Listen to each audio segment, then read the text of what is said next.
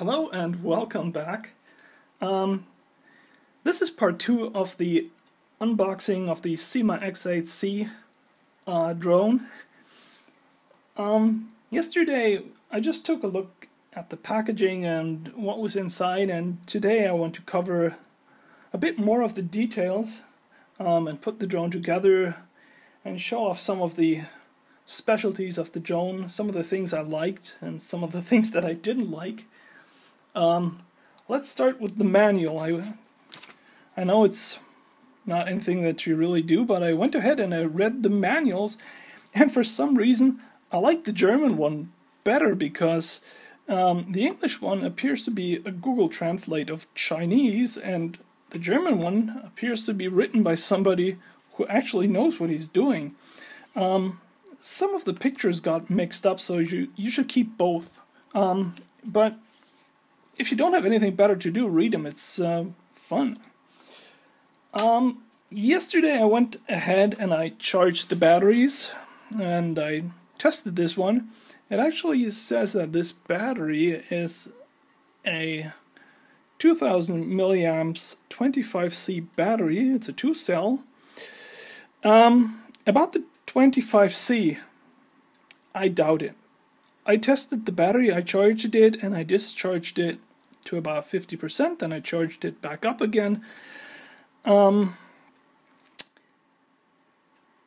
It's about maybe 12C, not 25.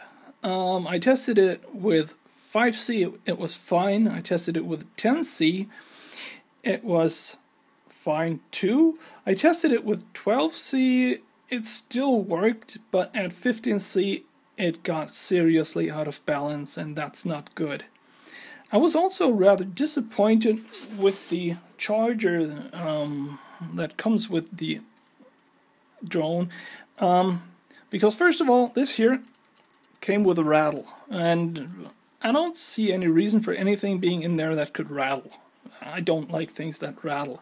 So I used another charger, which is fine.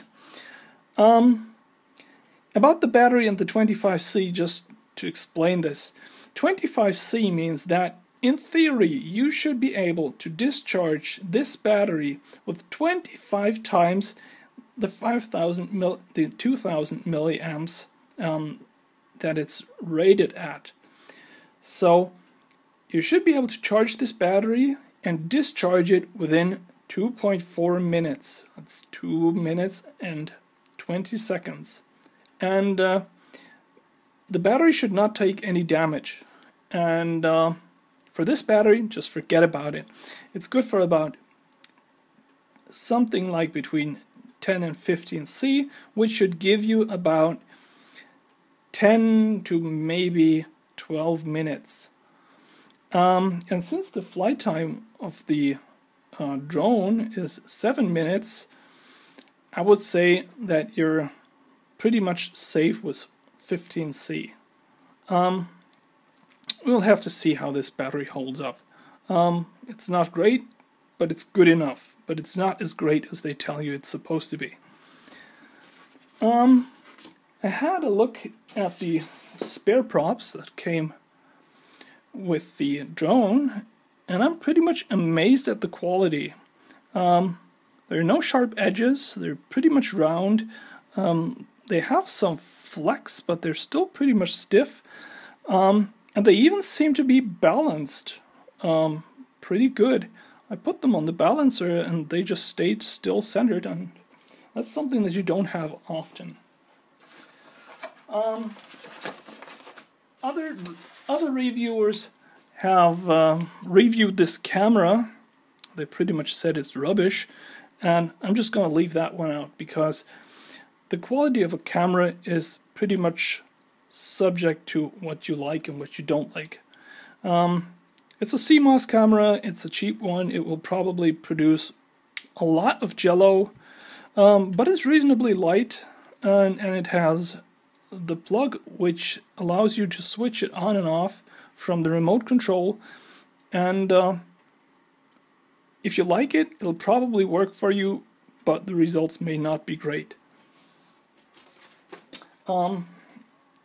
The guards for the rotors, I didn't put them on, and I'm not going to put them on because when I go flying where I'm alone and where the chances that I hurt anybody except the drone are pretty much zero. What I don't like about the drone are these feet. These feet are nicely made, they're very light. They screw into the bottom with 2 screws. They have a lead that holds them in place. They're probably pretty nice, but I do not like the form of these feet. Why? Because if you start and stop, or if you land in grass, the drone is very likely to fall over, because these things just get caught anywhere that they're not supposed to get caught. And maybe we can do something about this. We can put some skids on there, or I don't know, put half a table tennis ball under that. Just, I don't like these, period.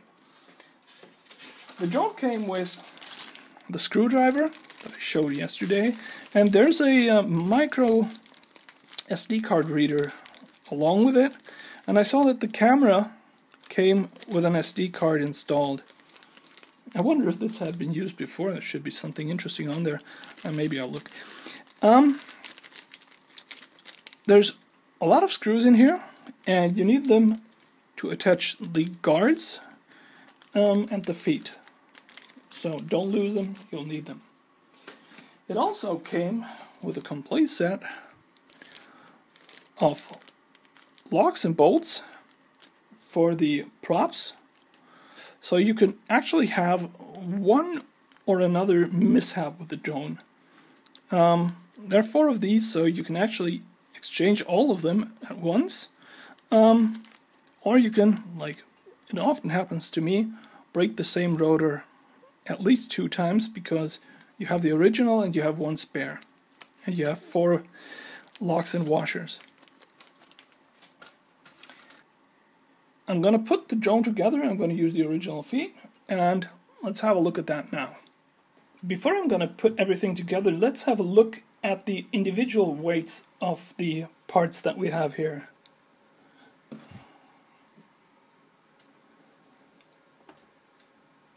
The battery weighs in at 103 grams, 102.9 exactly. That is not too heavy, and the quadcopter itself weighs 423.5. That is pretty light for a quad of this size, not being made of foam. One of the landing skids is 7.1 grams, and let's see if that doubles. Well, 14.4 for 2 of them. So they're also pretty light.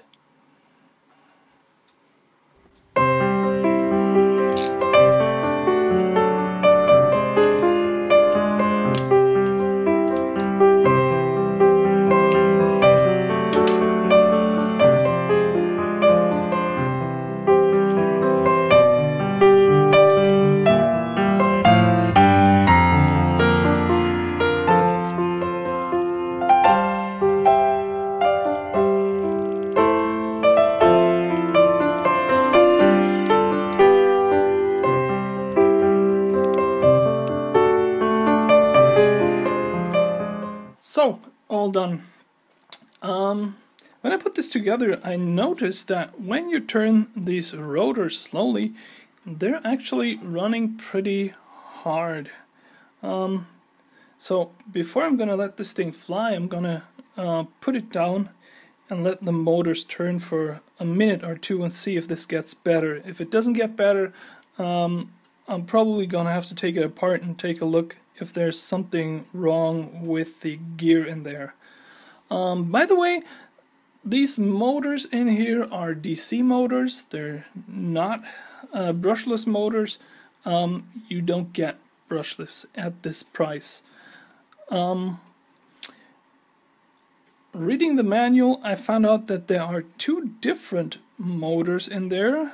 2 clockwise, 2 counterclockwise, but the motors that are in here appeared to have, or two of them appear to have the polarity reversed, so maybe they are the same motors after all.